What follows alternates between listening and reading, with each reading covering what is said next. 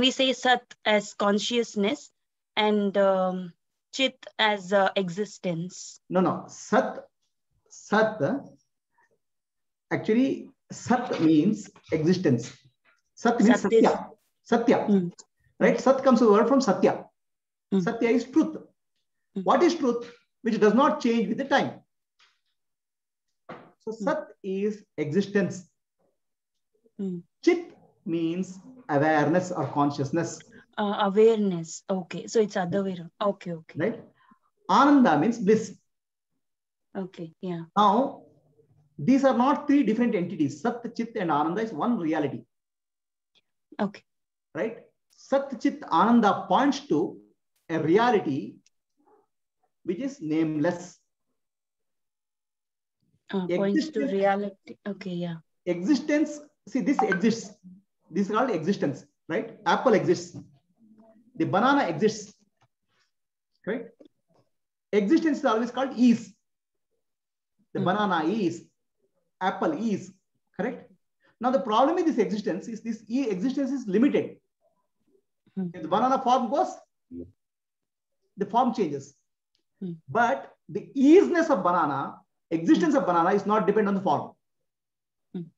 So that's why Sat means existence, Chit means awareness. But Ananda means unlimited. It is not dependent on the form. Okay. If the banana form is gone, also Sat doesn't change. Sat is cannot be seen. Sat existence is seen in the form of banana. Chit is seen in the form of banana. Are you clear? Yeah. Sat is Brahman. Sat, Chit, Ananda is Brahman. All three together is Brahman. They are not three. There's only one entity called by three names. Three aspects. Right? All three aspects can be called as Brahman. All the three aspects are not called as, point to Brahman. Brahman cannot be called by anything. Brahman. Okay. Brahman cannot be called by anything because Brahman is nameless, faceless, beyond everything. It can't be pointer. Sat means existence. Brahman is existence. Right? Okay. Why we are saying Brahman existence? Because people will come back and say there's Shunya, nothing is there. So Brahman is not nothingness. Brahman is existence. Brahman is Chit, means awareness. Then we start confusing existence of banana, existence of that Brahman. So it's Ananda, means infinite. So all these three, Sat, Chit, Ananda is referring to one reality which is beyond name, form, and which has no name. Brahman has no name. Brahman cannot be told by any name. Yeah. Okay. It's stillness. Okay. Oh, right? Stillness. Okay. And it is constant. It will not change. The constant is also a word. Okay. Right? Okay. It is constant is pointing to Brahman. Unchanged reality. Okay. See, whatever names and words we can apply, it applies only in the manifest domain. Okay. So manifest domain, we have to use it to pointer as a reality which is beyond manifestation. Oh, it's a pointer in. Okay. It's a pointer. Okay. Right? Because you cannot point to Brahman because he is everywhere and nowhere. Yeah. And obviously, in one of your videos earlier, I have seen that you say God is sleeping in rocks, awake in plants and like that. It goes on. So Chit is present in everywhere, even in rocks, even in non-living things. Chit Ananda is Brahman. Brahman only is the reality. Okay. So everything is just appearance. Okay. Right? It's so like, all these appearance is Chit. Sat, Chit, Ananda. All these appearances are nothing but. So I'll give you an example. Right? Water is the reality. Water appears as ocean. Water appears as a wave. Now, is there a wave? Water in the wave? The wave is water. The wave, ocean is water. The bubble is water. Foam is water. So everything is Brahman in that sense. The stone is Brahman. The tree is Brahman. But Brahman is not a stone. Brahman is not a tree. Other way. The water appears as a wave, ocean, and bubble, foam. Bubble is water. Foam is water, wave is water, ocean is water, but water is not any of them. In that sense, the Sat, Chit, Ananda is everything. So now you say stone is stone conscious or not? You can ask. The consciousness does not manifest in that, because the consciousness to manifest, the subtle body called mind is required. The subtle refined matter called mind will reflect more consciousness. The stone is not able to reflect that consciousness. Even though consciousness is present everywhere, the reflection is not there in the stone. Okay. Is it there in stone? It is there. But is it appearing and manifesting? No. Okay. Are you clear? Yeah. Yes, it's very clear, Prabhuji. Thank you. Okay. Yeah. Anybody else? Any questions? Yes, Suman Sheshadri, you raised your hand. Do you want to ask question? Hari Om, Prabhuji. Hari Om, Suman. My question is about the thoughtlessness. Yeah. You said Shama, Dama, and all those things when we are doing, you have to be thoughtless. No. I didn't say thoughtless. Okay. I don't know where the thoughtless words you are bringing from somewhere. I never said thoughtless. Vedanta doesn't subscribe to thoughtless. Okay. Because somewhere I was like, when you're meditating, your thoughts has to be, So this is a confusion. Okay. So we are very much confused with Vedanta, with the yoga. Yoga is Chitta Vritti Nirodha. Stopping the thoughts is called yoga. Okay. Vedanta is not stopping the thoughts. Vedanta is having the right thought, I am Brahman. Okay. See, Vedanta says thoughts can be stopped momentarily, but thoughts cannot be stopped permanently. So Vedanta teaching is, we don't have to stop the thoughts, but we have to understand the thoughts are unreal. Understand? So I'll give you a story. A man was very much worried. Somebody is following him constantly, all the time. Okay. He's so worried. He wants to catch hold of the fellow and bury him. That burying, that is a shadow. So he digs a grave and buries the shadow. And then moves. Again, the shadow follows him. You cannot bury the shadow because shadow has no real existence. It's unreal. Right?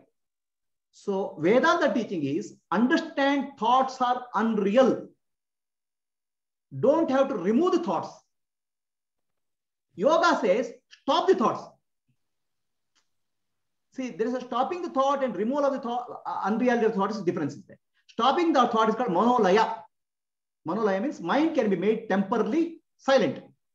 When you do heavy breathing practice or chanting a mantra, mind can become silent.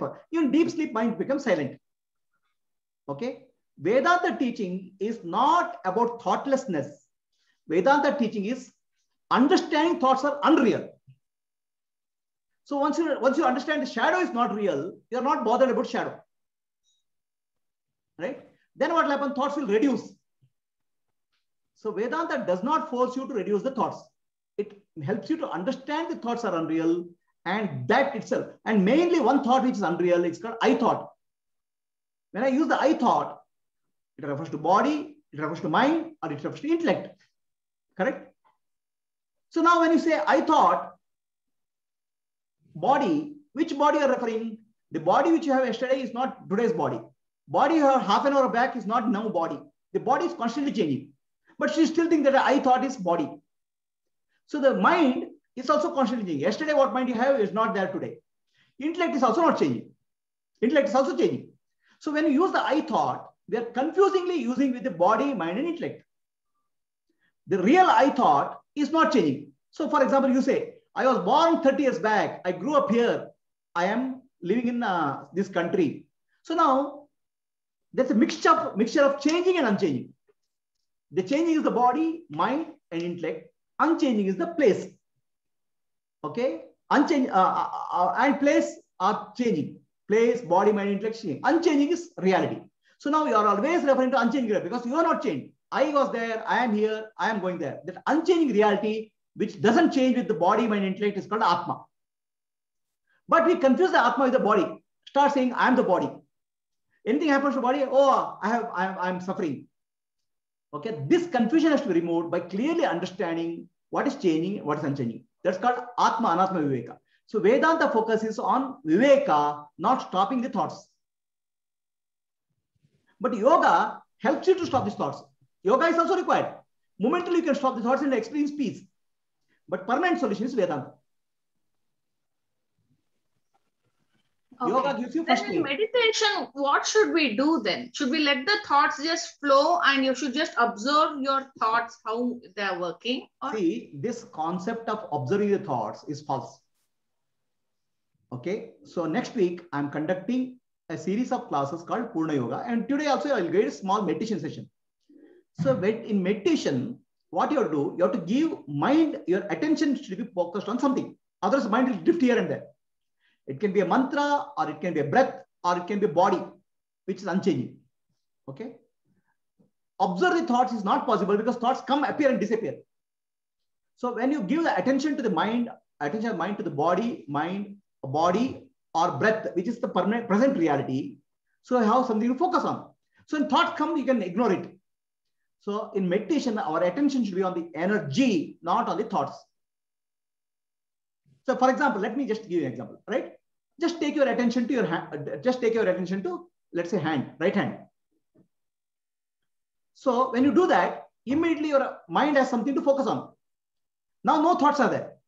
Thoughts are sidelined, right? So you have given an object for the mind to meditate, observe. So that can be a mantra, that can be a breath, or that can be a body. So we have to give something to the mind so that thoughts don't bother us. And if thoughts come, again, we focus on the object. In that way, we learn how to ignore the thoughts, right? It is like when somebody wants to learn swimming. Okay, he cannot jump into water. He puts a tire around him. He puts a float, then he jumps into water. Similarly, for meditation, we need a float, an object. It can be breath, it can be body, it can be a mantra. With that, we'll hold on. Then thoughts come, we ignore. After some time, we don't need mantra also because now we know swimming. Is it clear? Oh, yes, Guruji. Thank you. So the problem is those people who say observe the thought, okay, they are pushing you into water straight away without a float. Understand? You don't know swimming, you are pushed into water. So you cannot observe thoughts like that. You need a float, you need a support. That's why mantra, breath, or body becomes the float for you initially. After that, you don't need a float. Is it clear? Yes, Guruji. Thank you. Yes, Biplav Bose, your question? Hari Om, Prabhuji. Hari Om, Biplav. Prabhuji, with the same context of thoughts, I had this question. First is like, as it says, who is getting these thoughts? Yeah. And the second part is who is getting this thought and track the thoughts from where they are originating. Correct. So I tried, this practice of observing. I'll not say observing, but then yes, from where they are originating. But I didn't got the answer. So I need guidance on that. Thank you. See, where the thoughts are originating. Who is observing the thoughts? Okay. Right. Let us take the first question. Right now, are you thinking? Are you observing? Are you thinking? No, right now I'm not thinking. See, the observer is also thought and observed is also thought. When I say I'm observing, it's a thought. And Correct. Observed is also thought. So where is the observer thought or observed thought is coming? Right? That is coming from pure awareness. The pure awareness is not an object. You cannot find the pure awareness. Correct. Right? In that sense, if you explore the origin of the thoughts, pure awareness, you'll find nobody, nothing. But that nobody, nothing is not shunya, emptiness. That's pure awareness, which is your true nature, myself, not an object, not a personal self. It's a universal self. Okay. I'll give you an analogy. Okay. There's a water, ocean, and wave. Right? So wave is a form. So if you ask what is wave, it's water. Water only has appeared as wave, which is temporary. A name and form is a wave. Name and form is not real, only water is there. Similarly, thought is name and form. Reality is awareness only. Name and form are temporarily appearing and disappearing. I am observing is also a thought. This is observed also is thought.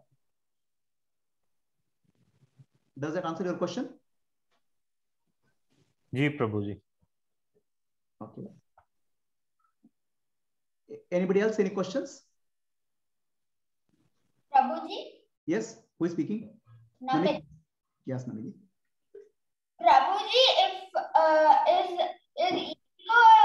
is this ego itself the Atma?